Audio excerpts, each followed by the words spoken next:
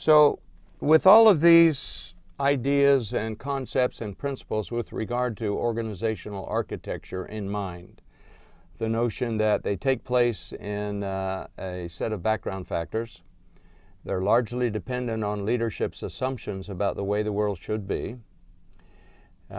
Leadership makes these design decisions either consciously or because they backed into it to solve a minor problem that later becomes etched in concrete, and now it's the way we do things around here. Then you recruit people and put them into all of these systems, and that collision between incumbency and design produces a culture which may or may not be the culture that the leadership wanted to create.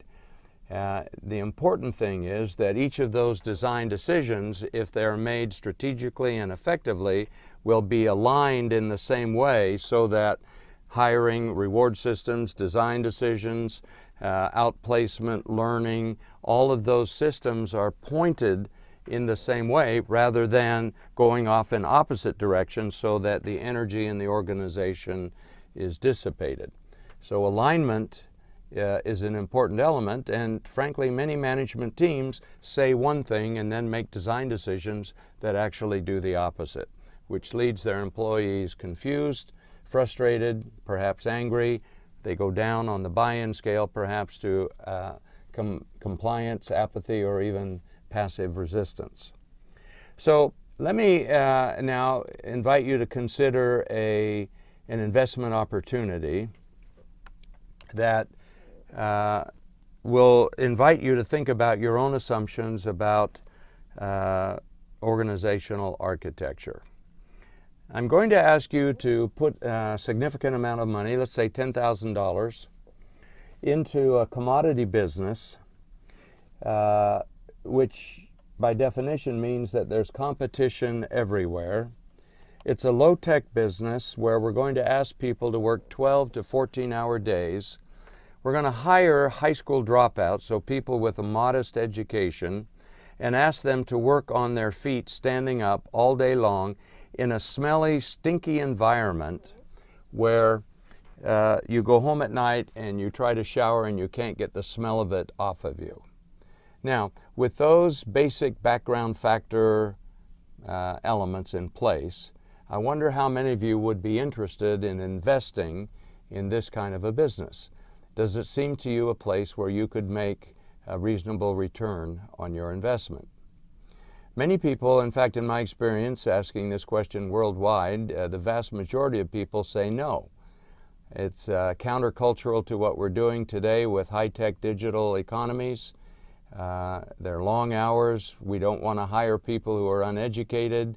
This is not a place where you can make money. This is a business where there are going to be low margins. Well, if we had time, and in our on-site courses we actually show the film that describes this organization, let me just give you a brief overview. This has to do with the Pike's Place Fish Market in Seattle, Washington. This is a commodity business where margins are razor thin, and yet at this organization they have developed a series of design decisions that have created a very high energy, highly productive, and it turns out highly profitable business design.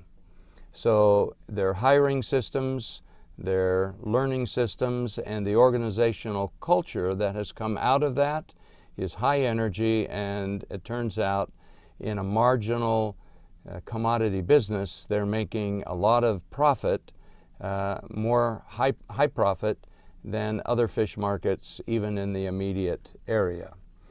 They began this philosophy with 4 basic principles. Number 1, you have to have fun at work. If you're not playing, if you're just working, then the sense of obligation and adult quote-unquote maturity will bring the energy in the organization down. Secondly, you ought to be focused on your customers to the point where whether they buy from you or not, you want to make their day. In my language, you want to give them a Japanese haircut, as we have discussed before. Number 3, you should pay attention to people instead of thinking about other places you'd rather be, checking your cell phone, staring off into the middle distance, you should look people in the eye and pay attention to them. And then finally, their fourth principle is you can choose your attitude. I find this to be a very powerful one. It's one that many of my PhD colleagues have not learned in life, and yet in this film you'll see a high school dropout who has learned the principle that you can either make it a good day or make it a bad day. In other words, your attitude is going to be contagious and infectious. So choose to be happy, choose to make it a good day, and that will spread in the organization around. So at this place, which has admittedly a small number of people, only 10 or 12 employees, in a commodity business in one little part of a city in a very large country, they have found a way to make high margins on what looks like at the outset a very low margin, mundane, boring, uninteresting business. So it's become so popular, they've made films about it, they've written cases about it, they sell products online. People will fly to Seattle just to see this thing, and typically on an average workday, customers are lined up 4 or 5 deep, many not necessarily buying fish, but simply watching all the excitement and the energy and the enthusiasm that takes place. In fact, in the film they describe that some of the office workers in the financial district come down at lunch, come over just to get jazzed up to go back to work because their office work in the cubicles is so demoralizing and de-energizing, they come down to see this place just to get fired up. In fact, some people in business suits go down early in the morning to help shovel ice because it's energizing and exciting. So that's the kind of culture, I think, culture of penguins, as we described in an earlier segment, not a culture of polar bears. Want to have a culture of penguins, and if you can do that, you'll have something, interestingly, that is powerful, profitable, and difficult to imitate. So down the wharf, there are other fish markets observing this, and for whatever reason, they can't emulate it. Now, it's not just a small retail fish market where this kind of process might work. We can think about organizing for high energy in a variety of places. So Pike's Place Fish Market has around 12 employees. I mentioned to you briefly the Aberdeen facility in British Aerospace Systems, where there are about 100 employees, and that organization has been functioning at a very high level through 4 generations of leadership. There are a number of reasons why it's been so successful and so productive. I've mentioned briefly SAS Institute in Cary, North Carolina. So now we have commodity fish sales, we have defense manufacturing, we have business software leasing, and at different scales now, 3,000 plus people. You could also look at Southwest Airlines, an organization that has also figured out how to organize for high energy and high productivity with as many as 32,000 employees. Google might be another example.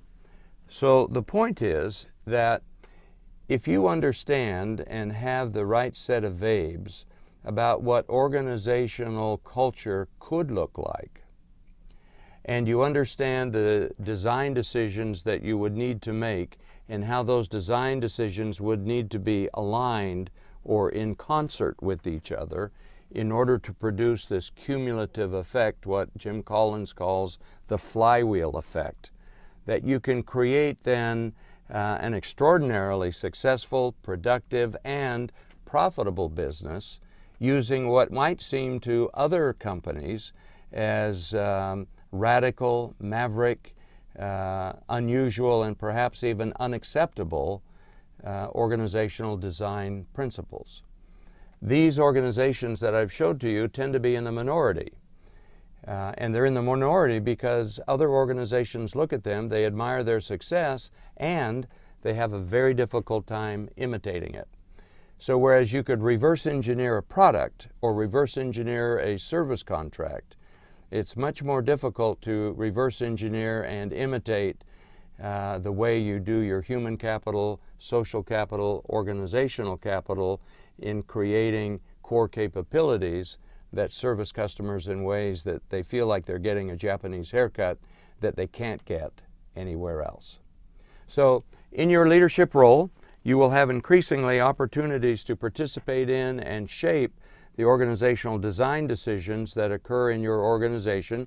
And even if you don't have the responsibility of doing that on a broad scale, you can certainly make decisions about the kind of culture you want to create in your team, in your part of the corporate garden. So I invite you to be thinking about these principles when you look forward and think about your organizational strategy and what you want to accomplish, making sure that your organizational capital is going to facilitate, not obstruct, your strategic story.